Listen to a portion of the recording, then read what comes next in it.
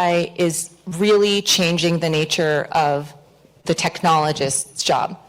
And so I want to explain that a bit more and then what we're doing about it.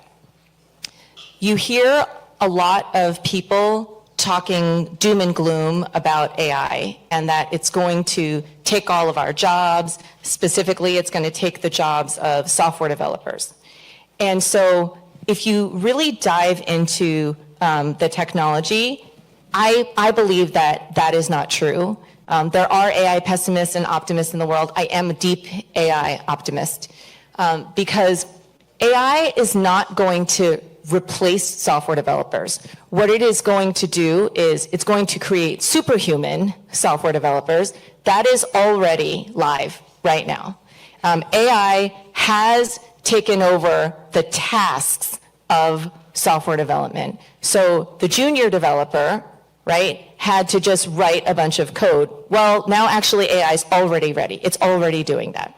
The mid-level developer, right, has to be a bit more advanced than that and has to apply some critical thinking around how different code bases interact and has to direct and prompt the AI in how to write the code. So AI is coming for that next. So the early signals are that, you know, pretty soon AI is going to be able to do that job, if not already today. The senior developer job, I think the wide understanding is that that's pretty safe for now because the senior developer's job is to apply critical thinking and problem solving on how to direct and orchestrate the coding agent. And so our imperative then at Andela, where we have a network of 150,000 software developers, is we've got to prepare them. How do we upskill all of them to become those superhuman coders so that they are prepared for the job market? And so we are doing that. We've launched Andela AI Academy. We have a pilot going on with GitHub. GitHub Copilot is the #1 enterprise-approved coding agent. And so we're training our developers on that.